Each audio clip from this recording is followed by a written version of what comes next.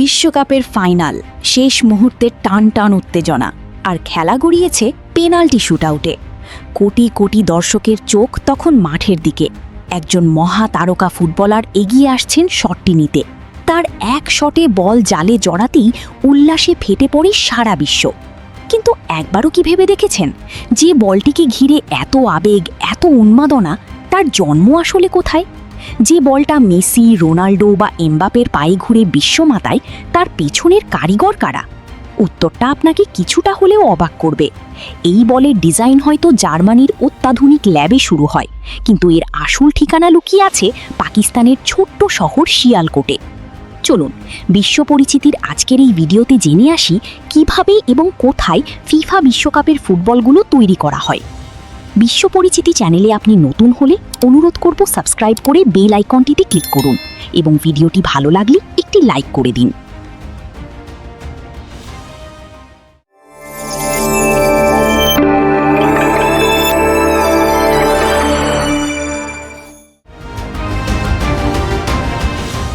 Football আর Adidas, নাম দুটো যেন একে অপরের পরিপূরক। 1970 সাল থেকে ফিফা বিশ্বকাপের অফিসিয়াল বল তৈরি করে আসছে এই জার্মান স্পোর্টস ব্র্যান্ড। এ পর্যন্ত টানা 15টি বিশ্বকাপের বল তৈরি করেছে তারা। প্রতিটি বিশ্বকাপেই অ্যাডিডাস এমন একটি বল উপহার দেয় যা আগেরটির চেয়েও উন্নত, দ্রুত এবং আরও নিখুঁত। কিন্তু এই নিখুঁত বল তৈরির আইডিয়াটা আসে কোথা থেকে? এর গল্পের শুরুটা হয় জার্মানির হার্টসোগেনাউ রাখে অ্যাডিডাসের অত্যাধুনিক ডিজাইন ল্যাবে। এখানে বিশ্বের সেরা ডিজাইনার, ইঞ্জিনিয়ার আর বিজ্ঞানীরা একসঙ্গে কাজ করেন। তাদের একটাই লক্ষ্য, এমন একটি বল তৈরি করা যা খেলোয়াড়দের পারফরমেন্সকে অন্য মাত্রায় নিয়ে যাবে। এই ল্যাবে রোবটিক পা দিয়ে হাজার হাজার বার শট মেরে বলের গতি আর স্থায়িত্ব পরীক্ষা করা হয়। উইন্ড টানেলে পরীক্ষা করে দেখা হয় বলের অ্যারোডাইনামিক্স বা বাতাসে এর আচরণ সম্পর্কে। প্রতিটি বিশ্বকাপের জন্য বলের ডিজাইনে আনা হয় নতুনত্ব। যেমন 1970 সালের 32 প্যানেলের সাদা কালো টেলস্টার থেকে শুরু করে 2022 কাতার বিশ্বকাপের আল রিহলা পর্যন্ত প্রতিটি বলই প্রযুক্তির এক একটি বিস্ময়। এই ডিজাইন শুধু দেখতে সুন্দর হলেই হয় না, এর প্রতিটি খাঁজ, প্রতিটি টেক্সচার এমনভাবে তৈরি যা বাতাসে বলের গতিপথকে আরও স্থিতিশীল করে তোলে।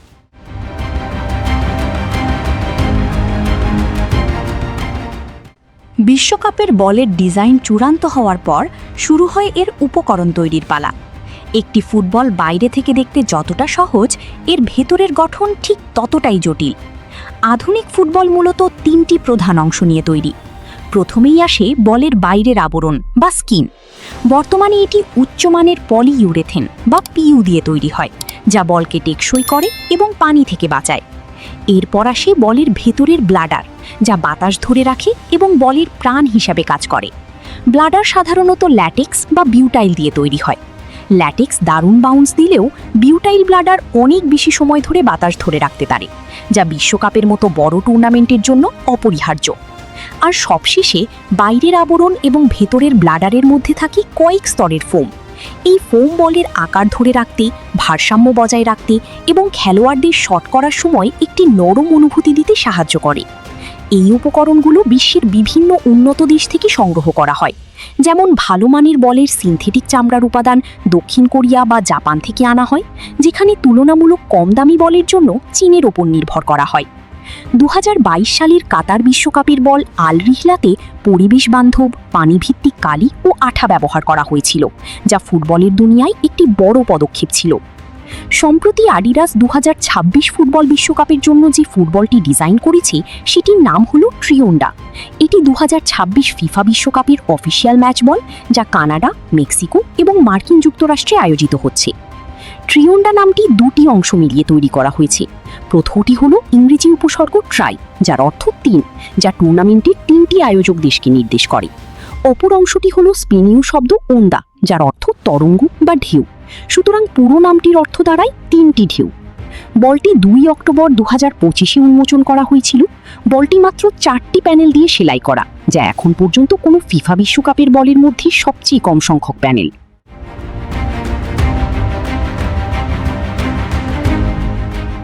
জার্মানিতে ডিজাইন এবং বিশ্বের বিভিন্ন প্রান্ত থেকে সেরা উপকরণ সংগ্রহের পর বল তৈরির আসল কাজ শুরু হয় পাকিস্তানের পাঞ্জাব প্রদেশের ছোট্ট শহর শিয়ালকোটে। শিয়ালকোটকে বিশ্বের ফুটবলের রাজধানী বলা হয়। ধারণা করা হয় এই একটি শহর থেকেই বিশ্বের প্রায় ৭০% হাতে সেলাই করা ফুটবল তৈরি হয়। অ্যাডিডাস, নাইকি, পুমার মতো বিশ্বের বড় বড় ব্র্যান্ডের অনেক ফুটবলই এখানে তৈরি হয়। শুধু বিশ্বকাপই নয়, চ্যাম্পিয়ন্স লিগ, জার্মান বুন্দেসলিগা বা ফরাসি লিগের মতো শীর্ষ টুর্নামেন্টের বলও এই শহরের হাজারো কারখানায় তৈরি হতে দেখা যায়। এখানে ফুটবল তৈরির দুটি প্রধান পদ্ধতি রয়েছে: ঐতিহ্যবাহী হাতে সেলাই এবং আধুনিক থার্মাল বন্ডিং। হাতে সেলাই পদ্ধতিটি শিয়ালকোটের কারুশিল্পের এক অসাধারণ নিদর্শন। এই প্রক্রিয়ায় দক্ষ কারিগররা, যাদের অনেকেই নারী, নিপুণ হাতে প্যানেলগুলোকে একসঙ্গে সেলাই করেন। হাতে সেলাই করা বলের সংযোগস্থল অনেক বেশি মজবুত হয়, যা বলকে টেকসই করে এবং বাতাসে দারুণ ভারসাম্য দেয়। এই প্রক্রিয়াটি বেশ সময় সাপেক্ষ। একজন দক্ষ কর্মী দিনে সাধারণত মাত্র ২-৩টি বল সেলাই করতে পারেন। অন্যদিকে আধুনিক থার্মাল বন্ডিং পদ্ধতিতে কোনো সুতার ব্যবহার হয় না। এখানে উচ্চ তাপ আর চাপ প্রয়োগ করে মেশিনের সাহায্যে প্যানেলগুলো জোড়া লাগানো হয়। এর ফলে বলের উপরিভাগ একদম মসৃণ থাকে এবং এটি পানি শোষণ করে না বললেই চলে।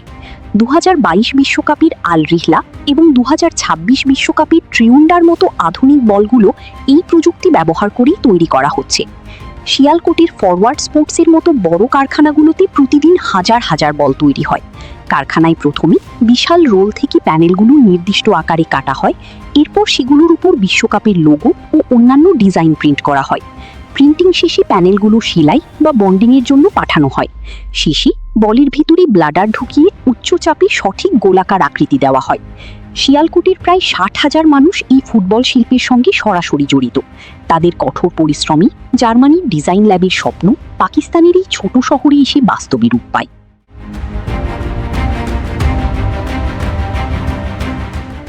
কারখানায় তৈরি হলেই একটি ফুটবল মাঠে গড়ানোর জন্য প্রস্তুত হয়ে যায় না। বিশ্বকাপের বল হিসেবে স্বীকৃতি পেতে হলে তাকে ফিফার কঠোর মান নিয়ন্ত্রণের পরীক্ষায় পাশ করতে হয়। এই পরীক্ষাগুলো এতটাই কঠিন যে সামান্যতম ত্রুটিও গ্রহণযোগ্য নয়।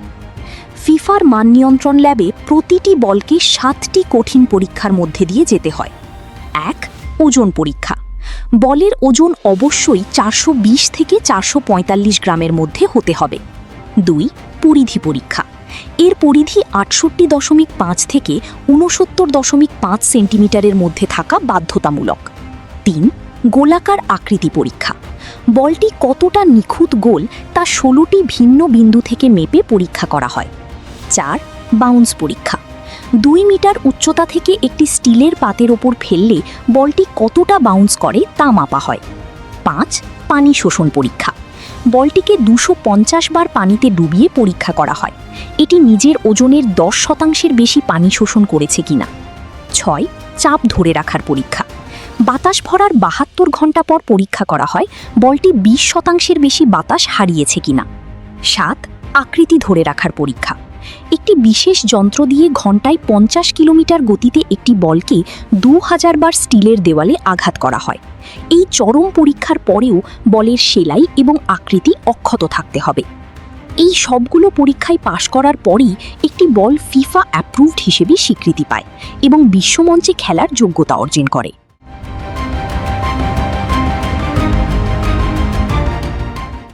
বিশ্বকাপের একটি গোল দেখে আমরা যে উল্লাস করি, তার পেছনে জড়িয়ে থাকে অসংখ্য মানুষের গল্প। জার্মানির বিজ্ঞানীদের মেধা, বিশ্বজুড়ে সেরা উপকরণের গুণমান এবং সর্বোপরি পাকিস্তানের শিয়ালকোটের হাজারো কারিগরের কঠোর পরিশ্রম আর আবেগ। যে কারিগররা দিন-রাত এক করে এই বল তৈরি করেন, তাদের অনেকেই হয়তো নিজের দেশের দলকে বিশ্বকাপে খেলতে দেখেন না, এমনকি কাজের চাপে খেলা দেখার সুযোগও পান না। কিন্তু তাদের হাতে তৈরি বল যখন বিশ্বের সেরা খেলোয়াড়দের পায়ে ঘোরে, তখন তাদের পরিশ্রম সার্থকতা পায়। সুতরাং পরের বার যখন আপনি বিশ্বকাপের একটি ম্যাচ দেখবেন এবং বলটি জালে জড়িয়ে যাবে, তখন একবারের জন্য হলেও সেই কারিগরদের কথা মনে করবেন। কারণ ফুটবলের এই বিশ্বায়ন, এই উন্মাদনা সবকিছুর পেছনেই রয়েছে জার্মানির প্রযুক্তি আর পাকিস্তানের কারুশিল্পের এক অসাধারণ মেলবন্ধন। ভিডিওটি যদি আপনাদের ভালো লেগে থাকে তাহলে লাইক এবং শেয়ার করতে ভুলবেন না। ফুটবলের এমন আরও অজানা গল্প জানতে আমাদের চ্যানেলটি সাবস্ক্রাইব করুন এবং বেল আইকনটি প্রেস করে দিন। আপনার পছন্দের ফুটবলার কে এবং ফুটবলের কোন বিষয়টি নিয়ে আপনি পরবর্তী ভিডিও দেখতে চান তা আমাদের কমেন্ট করে জানান। পরের ভিডিওতে আবার দেখা হবে। সেই পর্যন্ত ভালো থাকুন, সুস্থ থাকুন। আল্লাহ হাফিজ।